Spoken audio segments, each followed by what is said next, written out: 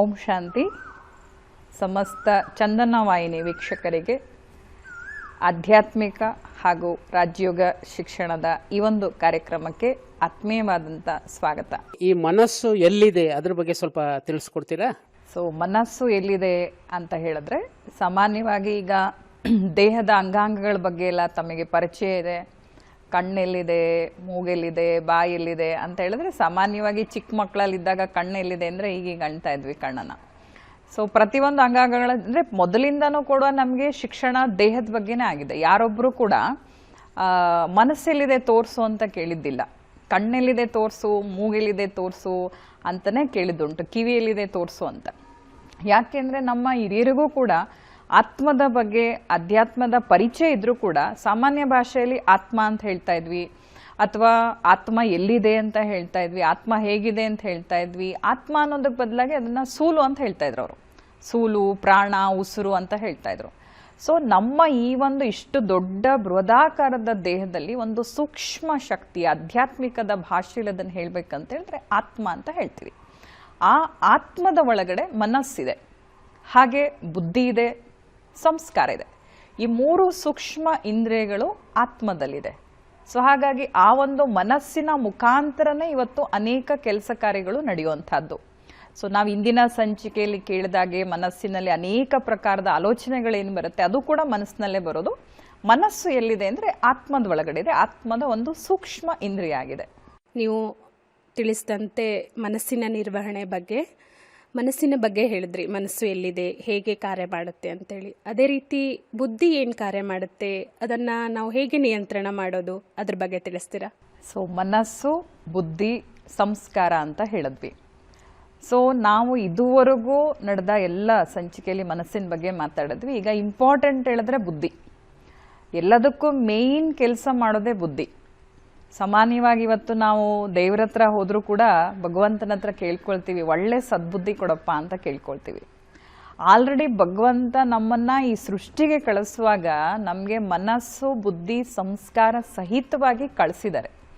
ಆದರೆ ಆ ಬುದ್ಧಿಯನ್ನು ನಾವೇನು ಬಳಸ್ಕೊಳ್ಬೇಕು, ಯಾವ ಪ್ರಕಾರದಲ್ಲಿ ಬುದ್ಧಿಯನ್ನು ಉಪಯೋಗಿಸ್ಕೊಳ್ಬೇಕು ಅನ್ನೋದು ಇವತ್ತು ನಮಗೆ ಅರ್ಥ ಆಗ್ತಾ ಇಲ್ಲ.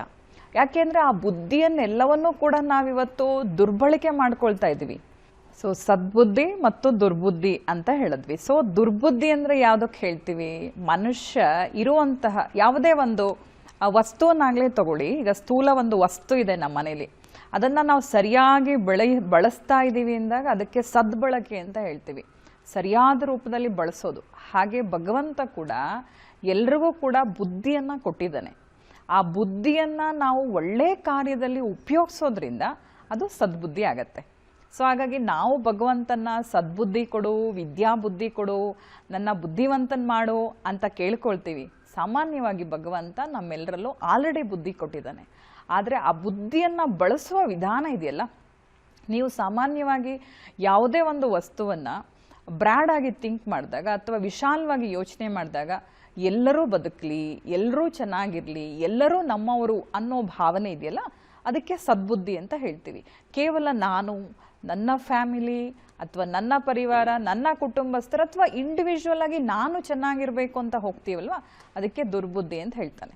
ಭಗವಂತ ನಮಗೆ ಕೊಟ್ಟಿರುವಂತಹ ಆ ಒಂದು ಒಳ್ಳೆಯ ವಿಚಾರವನ್ನು, ಒಳ್ಳೆಯ ಆಲೋಚನೆಯನ್ನು ಒಳ್ಳೆಯ ಕಾರ್ಯಕ್ಕೆ ನಾವು ಬಳಸಿದಾಗ ಅದು ಸದ್ಬುದ್ಧಿ ಆಗತ್ತೆ.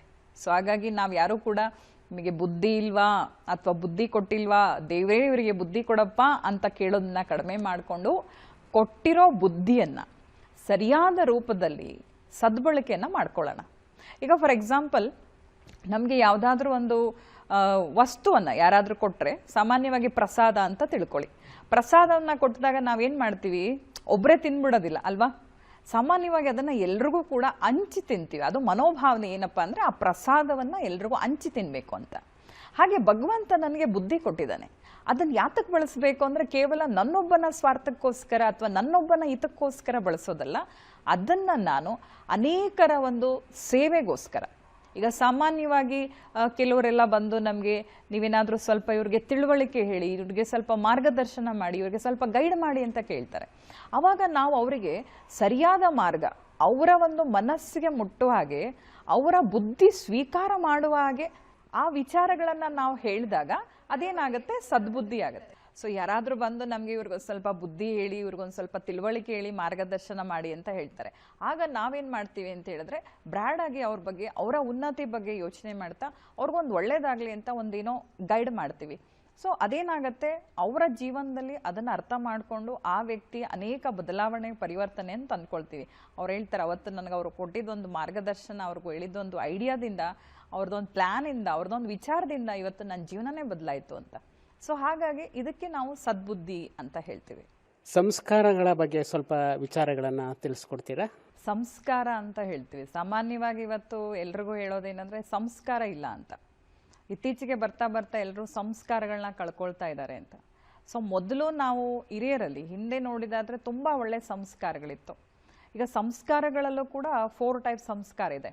ಒಂದು ಆತ್ಮದ ಒರಿಜಿನಲ್ ಸಂಸ್ಕಾರ, ಎರಡನೇದಾಗಿ ತಂದೆ ತಾಯಿಗಳಿಂದ ಬಂದಂಥ ಸಂಸ್ಕಾರ, ಸೊ ಮೂರನೇದಾಗಿ ಹಿಂದಿನ ಜನ್ಮದ ಸಂಸ್ಕಾರ, ನಾಲ್ಕನೇದಾಗಿ ನಾವು ಬೆಳೆಯುವಂತಹ ವಾತಾವರಣದಲ್ಲಿ ಸುತ್ತಮುತ್ತ ಏನನ್ನು ನಾವು ಕಲಿತಾ ಹೋಗ್ತೀವಿ ಅದರಿಂದನೂ ಕೂಡ ಅನೇಕ ಸಂಸ್ಕಾರಗಳನ್ನು ಕಲಿತೀವಿ. ಸೊ ಮೇಯ್ನಾಗಿ ಆತ್ಮದ ಒರಿಜಿನಲ್ ಸಂಸ್ಕಾರ ಅಂತ ಹೇಳಿದ್ರೆ ಅದರಲ್ಲಿ ಶಾಂತಿ, ಪ್ರೀತಿ, ಆನಂದ, ಶಕ್ತಿ, ಜ್ಞಾನ, ಪವಿತ್ರತೆ ಇವೆಲ್ಲವೂ ಕೂಡ ಬರುತ್ತೆ.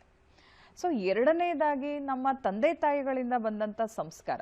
ಸಾಮಾನ್ಯವಾಗಿ ಇವತ್ತು ತಂದೆಯ ಕೆಲವೊಂದು ಗುಣ ಅಥವಾ ತಾಯಿಯ ಕೆಲವೊಂದು ಗುಣ ಮಕ್ಕಳಲ್ಲಿ ಬೈ ಬರ್ತ್ ಬಂದ್ಬಿಟ್ಟಿರುತ್ತೆ, ಅದನ್ನು ನಾವು ಜೀನ್ಸಲ್ಲಿ ಅಂತ ಹೇಳ್ತೀವಿ. ಸೊ ಆ ಒಂದು ಸಂಸ್ಕಾರಗಳು ಸಾಮಾನ್ಯವಾಗಿ ನೀವು ನೋಡಿರ್ಬೋದು, ಮಾತಾಡುವಾಗ ತಾಯಿ ಆಗಲಿ ತಂದೆ ಆಗಲಿ ಈ ಒಂದು ವಿಚಾರದಲ್ಲಿ ನೀನು ಸೇಮ್ ನಿಮ್ಮ ತಾಯಿ ಥರನೇ ಅಥವಾ ಈ ಒಂದು ವಿಚಾರದಲ್ಲಿ ಸೇಮ್ ನೀನು ನಿನ್ನ ತಂದೆ ಥರನೇ ಅಂತ ಹೇಳ್ತಾ ಇರ್ತಾರೆ. ಸೊ ಹಾಗಾಗಿ ತಂದೆ ತಾಯಿಗಳಿಂದನೂ ಕೂಡ ಕೆಲವೊಂದು ಸಂಸ್ಕಾರಗಳು ಬಂದ್ಬಿಟ್ಟಿರುತ್ತೆ. ಇನ್ನು ಕೆಲವು ಬಾರಿ ಹೇಳ್ತೀವಿ ಪೂರ್ವಜನ್ಮದ ಸಂಸ್ಕಾರ ಅಂತ ಹೇಳಿದ್ರೆ ಅವರ ಫ್ಯಾಮಿಲಿಯಲ್ಲಿ ಯಾವುದೂ ಅಂಥ ಸಂಸ್ಕಾರದ ವ್ಯಕ್ತಿನೇ ಇರಲ್ಲ, ಆದರೆ ಅವರ ಮನೆಯಲ್ಲಿ ಆ ಮಗು ಏನು ಜನ್ಮ ತಗೊಂಡಿರುತ್ತೆ ಅದು ತನ್ನ ಜೊತೆಗೆ ಆ ಸಂಸ್ಕಾರ ಬಂದ್ಬಿಟ್ಟಿರುತ್ತೆ. ಇವತ್ತು ಪ್ರತಿಯೊಬ್ಬ ವ್ಯಕ್ತಿಯಲ್ಲಿ ನಾವು ನೋಡೋದಾದರೆ ಸಂಸ್ಕಾರಗಳನ್ನ ನೋಡೋದಾದರೆ ಸಂಸ್ಕಾರ ಕಡಿಮೆ ಆಗ್ತಾ ಇದೆ ಅಂತ ಹೇಳ್ತಾರೆ. ಹಿಂದೆ ಗುರು ಹಿರಿಯರ ಬಗ್ಗೆ ಭಕ್ತಿ ಇತ್ತು, ಶ್ರದ್ಧೆ ಇತ್ತು, ಗೌರವ ಇತ್ತು, ಅದೆಲ್ಲ ಇವತ್ತು ಕಡಿಮೆ ಆಗ್ತಾ ಇದೆ. ಸೊ ಯಾಕೆ ಅಂತ ಹೇಳಿದ್ರೆ ಸಂಸ್ಕಾರ ಇಲ್ಲ. ಸಾಮಾನ್ಯವಾಗಿ ನಾವೇ ಮಕ್ಕಳಿಗೆ ಬೆಳೆಯುವಾಗ ಕಲಿಸ್ತೀವಿ, ಇವ್ರಿಗೆ ಒಡಿ ಅಂತ ಹೇಳ್ತೀವಿ, ಇವ್ರಿಗೆ ಬೈ ಅಂತ ಹೇಳ್ತೀವಿ, ಅಥವಾ ಇವ್ರಿಗೆ ಉಗಿ ಅಂತ ಹೇಳೋದನ್ನ ಕಲಿಸ್ಕೊಡೋದನ್ನ ನಾವು ಇವತ್ತು ನೋಡ್ತಾ ಇದ್ದೀವಿ. ಸೊ ಯಾಕೆ ಈ ಥರದನ್ನೆಲ್ಲ ಕಲಿಸ್ಬೇಕು? ಮಕ್ಕಳಲ್ಲಿ ಒಳ್ಳೆ ಸಂಸ್ಕಾರಗಳನ್ನು ಬೆಳೆಸಿ ಆ ಸಂಸ್ಕಾರವನ್ನು ಆತ್ಮ ತನ್ನ ಜೊತೆಯಲ್ಲೇ ತಗೊಂಡೋಗುತ್ತೆ. ಇವತ್ತು ನಾವು ಎಷ್ಟೇ ಪ್ರಾಪರ್ಟಿ ಮಾಡಿರ್ಬೋದು, ಆಸ್ತಿ ಪಾಸ್ತಿ ಮಾಡಿರ್ಬೋದು, ಅದು ಯಾವುದೂ ಕೂಡ ಮಕ್ಕಳ ಜೊತೆಯಲ್ಲಿ ಹೋಗಲ್ಲ. ಮಕ್ಕಳ ಜೊತೆಯಲ್ಲಿ ಹೋಗೋದು ಸಂಸ್ಕಾರ. ಯಾಕೆಂದರೆ ಏನು ಸಂಸ್ಕಾರ ರೆಕಾರ್ಡ್ ಆಗಿರುತ್ತೆ ಆತ್ಮದ ಒಳಗಡೆ ಅದೇ ಸಂಸ್ಕಾರನ ತೊಗೊಂಡು ಹೋಗುತ್ತೆ. ಫಾರ್ ಎಕ್ಸಾಂಪಲ್ ಇವತ್ತು ನೀವು ನೋಡ್ಬೋದು, ಅನೇಕರಿಗೆ ಒಬ್ಬರೇ ಕತ್ತಲೆಯಲ್ಲಿ ಮನೆಯಲ್ಲಿರೋದು ಅಂದರೆ ಭಯ ಆಗುತ್ತೆ, ಕೆಲವರಿಗೆ ಕತ್ತಲೆನ ನೋಡಿದ್ರೆ ಭಯ ಆಗುತ್ತೆ, ಕೆಲವ್ರಿಗೆ ಇಂಜೆಕ್ಷನ್ ಸಿರಿಂಜ್ ನೋಡಿದ್ರೆ ಭಯ ಆಗುತ್ತೆ, ಕೆಲವ್ರಿಗೆ ನಾಯಿ ನೋಡಿದ್ರೆ ಭಯ, ಕೆಲವ್ರಿಗೆ ನೀರು ನೋಡಿದ್ರೆ ಭಯ, ಕೆಲವ್ರಿಗೆ ಇನ್ನೇನೋ ನೋಡಿದ್ರೆ ಭಯ. ಯಾಕೆ ಈ ಭಯದ ಸಂಸ್ಕಾರ ಎಲ್ಲಿಂದ ಬಂತು? ಯಾಕೆ ಅಂದರೆ ಅವರು ಇಂದಿನ ಜನ್ಮದಲ್ಲಿ ಅವುಗಳ ಒಂದು ಪ್ರಭಾವಕ್ಕೆ ಒಳಗಾಗಿರ್ತಾರೆ. ಫಾರ್ ಎಕ್ಸಾಂಪಲ್ ಯಾರೋ ಒಬ್ಬ ವ್ಯಕ್ತಿ ನೀರಲ್ಲಿ ಮುಳುಗಿ ಬಿದ್ದು ಹೋಗ್ತಾ ಇರೋದನ್ನು ಅವರು ನೋಡಿ ಭಯಭೀತರಾಗಿರ್ತಾರೆ, ಅಥವಾ ಇವರೇ ನೀರಲ್ಲಿ ಮುಳುಗೋಗಿ ಬಿದ್ದು ಹೋಗ್ತಾ ಇರೋದನ್ನು ಅನುಭವ ಮಾಡಿರ್ತಾರೆ. ಆ ಸಂಸ್ಕಾರ ಆತ್ಮದ ಜೊತೆಯಲ್ಲೇ ಬಂದ್ಬಿಟ್ಟಿರುತ್ತೆ.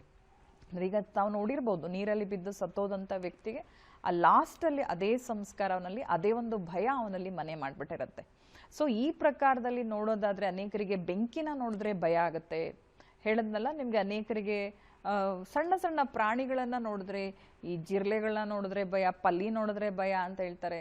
ನಾನು ದೊಡ್ಡ ದೊಡ್ಡ ಪ್ರಾಣಿಗಳಿಗೆ ಎದುರುಕೊಳ್ಳಲ್ಲ, ಬೇಕಾದರೆ ಹುಲಿ ಸಿಂಹ ಬಂದರೂ ಕೂಡ ಹೊಡೆದಾಕ್ಬಿಡ್ತೀನಿ, ಈ ಸಣ್ಣದೊಂದು ಇದಕ್ಕೆ ನನಗೆ ಭಯ ಆಗುತ್ತೆ ಅಂತ ಹೇಳ್ತಾರೆ. ಈ ಎಲ್ಲ ಸಂಸ್ಕಾರಗಳು ಕೂಡ ಆತ್ಮದಲ್ಲಿರುತ್ತೆ. ಸೊ ಭಯ ಆಗಿರ್ಬೋದು, ಚಿಂತೆ ಆಗಿರ್ಬೋದು. ಕೆಲವ್ರು ನೀವು ನೋಡಿರ್ಬೋದು, ಸುಮ್ಮನೆ ಕೂತ್ಕೊಂಡು ಚಿಕ್ಕ ವಯಸ್ಸಿಗೆ ಏನೋ ಆಕಾಶನೇ ಇವ್ರ ಮನೇಲಿ ಬಿದ್ದಾಗೆ ಯೋಚನೆ ಮಾಡ್ತಾ ಇರ್ತಾರೆ. ಯೋಚನೆ ಮಾಡ್ತಾ ಮಾಡ್ತಾ ಮಾಡ್ತಾನೆ ಆತ್ಮ ತನ್ನ ಅಂತಿಮ ಇದನ್ನು ಕಳೆದ್ಬಿಟ್ಟಿರುತ್ತೆ. ಸೊ ಹಾಗಾಗಿ ನೆಕ್ಸ್ಟ್ ಜನ್ಮಕ್ಕೆ ಅದೇ ಸಂಸ್ಕಾರ ತೊಗೊಂಡೋಗುತ್ತೆ. ಇವತ್ತು ಮಕ್ಕಳಲ್ಲಿ ಸಂಸ್ಕಾರಗಳು ಹೇಗೆ ಬರುತ್ತೆ ಅಂತ ಹೇಳಿದ್ರೆ, ಹಿಂದೆ ಏನನ್ನ ಆತ್ಮ ರೆಕಾರ್ಡ್ ಮಾಡ್ಕೊಂಡಿರುತ್ತೆ. ಸಾಮಾನ್ಯವಾಗಿ ಇವಾಗ ನಾವೊಂದು ಪ್ರೋಗ್ರಾಮ್ ರೆಕಾರ್ಡ್ ಮಾಡಿದ್ರೆ ಅದರಲ್ಲಿ ನಾವು ಏನು ಮಾತಾಡ್ತೀವಿ ಅದು ರೆಕಾರ್ಡ್ ಆಗುತ್ತೆ. ಅದರಲ್ಲಿ ನಾವು ಕೆಲವು ಸಾರಿ ಕೆಲವೊಂದನ್ನು ಸೇರಿಸ್ತೀವಿ, ಕೆಲವೊಂದನ್ನು ಕಟ್ ಮಾಡಿ ತೆಗಿತೀವಿ. ಬಟ್ ಸಂಸ್ಕಾರದಲ್ಲಿ ಹಾಗಲ್ಲ. ಒಳ್ಳೆಯದು ಅಥವಾ ಕೆಟ್ಟದ್ದು ಅಂತ ನಾವಾಗೆ ಅದನ್ನು ತಿಳಿದು ಮಾಡೋದಕ್ಕೆ ಮುಂಚೆ ಎಚ್ಚೆತ್ಕೊಂಡು ಕರ್ಮ ಮಾಡಿದಾಗ ಅದರಲ್ಲಿ ಸಂಸ್ಕಾರ ಚೇಂಜ್ ಆಗುತ್ತೆ. ಕರ್ಮದಲ್ಲಿ ಒಂದು ಸಾರಿ ಬಂದಾದ್ಮೇಲೆ ಅದನ್ನು ನಾವೇನು ಚೇಂಜ್ ಮಾಡ್ಕೊಳಕ್ಕಾಗಲ್ಲ. ಬಟ್ ಸಂಸ್ಕಾರ ಪರಿವರ್ತನೆ ಮಾಡ್ಕೊಳ್ಬೇಕು ಅಂದರೆ ಅದಕ್ಕೆ ತುಂಬ ಸಮಯ ಸಿಗುತ್ತೆ. ನಾವು ಪದೇ ಪದೇ ಮೇಲಿಂದ ಮೇಲೆ ಈ ಸಂಸ್ಕಾರ ಒಳ್ಳೆಯದಲ್ಲ ಅಥವಾ ಈ ಸಂಸ್ಕಾರ ನಾನು ಬದಲಾಯಿಸ್ಕೋಬೇಕು, ನನ್ನಿಂದ ಭಯ, ಚಿಂತೆ ಇವೆಲ್ಲ ಹೋಗಬೇಕು ನನ್ನ ಒಳಗಡೆಯಿಂದ ಅಂತ ಹೇಳಿದ್ರೆ ಅದಕ್ಕೆ ನಾನು ಕೆಲವೊಂದು ಸಾಧನೆಗಳನ್ನು ಮಾಡಬೇಕಾಗಿ ಬರುತ್ತೆ. ಸೊ ಏನಪ್ಪ ಅಂತ ಹೇಳಿದ್ರೆ, ಈಗ ತುಂಬ ಭಯ ಆಗುತ್ತೆ. ಸಾಮಾನ್ಯವಾಗಿ ನೀವು ನೋಡಿರ್ಬೋದು, ಕೆಲವ್ರಿಗೆ ಹೇಳದ್ನಲ್ಲ, ಸಿರೇಂಜ್ ನೋಡಿದ್ರೆ ಭಯ.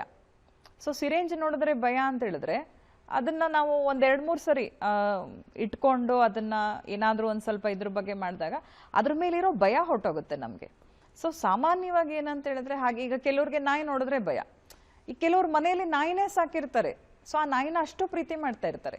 ಸೊ ನಾವೇನು ಮಾಡಬೇಕು, ಆ ನಾಯಿ ಮೇಲಿರೋ ಭಯ ಹೋಗಬೇಕು ಅಂತ ಹೇಳಿದ್ರೆ ಸ್ವಲ್ಪ ನಾಯಿನ ಮುಟ್ಟೋದು ಅಥವಾ ಅದ್ರ ಮೇಲೆ ತಲೆ ಸವರೋದು, ಈ ಥರದ ಕೆಲಸಗಳನ್ನು ಮಾಡೋದ್ರಿಂದ ಅದ್ರ ಮೇಲಿರೋ ಭಯ ಹೊರಟೋಗುತ್ತೆ. ಹಾಗೆ ಕೆಲವ್ರಿಗೆ ಹಸುಗಳನ್ನ ನೋಡಿದ್ರೆ, ಈಗ ಹಳ್ಳಿ ಕಡೆ ಈ ಕೊಂಬಿರೋ ಹಸುಗಳನ್ನ ನೋಡಿದ್ರೆ ಭಯ ಆಗುತ್ತೆ. ಸೊ ಏನೇ ಒಂದು ನೋಡಿದಾಗ ಯಾವ ವಿಚಾರದಲ್ಲಿ ನಮಗೆ ಭಯ ಉತ್ಪತ್ತಿ ಆಗಿದೆ, ಆ ಸಂಸ್ಕಾರ ಅನ್ನೋದು ನಮ್ಮಲ್ಲಿ ಮನೆ ಮಾಡಿಬಿಟ್ಟಿದೆ, ಅದರಿಂದ ನಾವು ಹೊರಗೆ ಬರಬೇಕಂದ್ರೆ ಅದ್ರ ಬಗ್ಗೆ ನಾವು ಪ್ರೀತಿ ತೋರಿಸ್ತಾ ಹೋಗಬೇಕು. ಸೊ ಅದ್ರ ಬಗ್ಗೆ ನಾವು ಸ್ವಲ್ಪ ಒಲವು ತೋರಿಸ್ತಾ ಹೋಗಬೇಕು. ಆಗ ನ್ಯಾಚುರಲಿ ನಮಗೆ ನಾಯಿ ಮೇಲಾಗಲಿ ಅಥವಾ ಸಿರಿಂಜ್ ಮೇಲಾಗಲಿ ಅಥವಾ ಇನ್ನೇನೋ ಒಂದು ಕತ್ತಲೆ, ಈಗ ಕತ್ತಲೆ ಅಂದರೆ ಭಯ ಆಗುತ್ತೆ ಅಂತ ಹೇಳಿದ್ರೆ ನಾವೇ 1-2 ಸರಿ ಲೈಟ್ ಆಫ್ ಮಾಡಿ ಕೂತ್ಕೊಂಡು ಅದು ಆ ಟೈಮಲ್ಲಿ ನನ್ನ ಸ್ಥಿತಿ ಹೆಂಗಿರುತ್ತೆ, ಇಲ್ಲ ನಾನು ಭಯ ಪಡಬಾರ್ದು, ಈ ರೀತಿ ನಾನು ಕೆಲವೊಂದು ಪುರುಷಾರ್ಥ ಅಂತ ಹೇಳ್ತೀವಿ ನಮ್ಮಲ್ಲಿ, ಅದನ್ನು ನಾವು ಮಾಡೋದ್ರಿಂದ ಏನಾಗುತ್ತೆ, ಸ್ವಲ್ಪ ನಾವು ಆ ಸಂಸ್ಕಾರಗಳನ್ನು ಪರಿವರ್ತನೆ ಮಾಡ್ಕೊಳ್ಳೋದಕ್ಕೆ ನಮಗೆ ಅವಕಾಶ ಸಿಗುತ್ತೆ. ಸೊ ಸಂಸ್ಕಾರಗಳನ್ನ ಪರಿವರ್ತನೆ ಮಾಡ್ಕೋಬೋದು. ನನ್ನಲ್ಲಿ ಈ ಸಂಸ್ಕಾರ ಇದೆ, ಒಳ್ಳೆ ಸಂಸ್ಕಾರ ಇದೆ ಅಥವಾ ಕೆಟ್ಟ ಸಂಸ್ಕಾರ ಇದೆ, ಅಥವಾ ನನ್ನಲ್ಲಿ ಇನ್ಯಾವುದೋ ಒಂದು ಸಂಸ್ಕಾರ ಇದೆ ಅಂತ ಹೇಳಿದಾಗ ಅದನ್ನು ಹಾಗೆ ಬಿಡೋದಕ್ಕೆ ಬದಲಾಗಿ ಆ ಸಂಸ್ಕಾರಗಳನ್ನು ಬದಲಾಯಿಸ್ಕೊಳ್ಳೋದಕ್ಕೂ ಕೂಡ ನಮಗೆ ಅವಕಾಶಗಳಿದೆ. ಸೊ ಸಂಸ್ಕಾರ ಬದಲಾಯಿಸ್ಕೋಬೇಕಂದ್ರೆ ಅದ್ರ ಮೇಲೆ ಒಲವು ಪ್ರೀತಿಯನ್ನು ತೋರಿಸಿ ಆ ಸಂಸ್ಕಾರನ ನಾನು ಚೇಂಜ್ ಮಾಡ್ಕೋಬೇಕಾಗತ್ತೆ.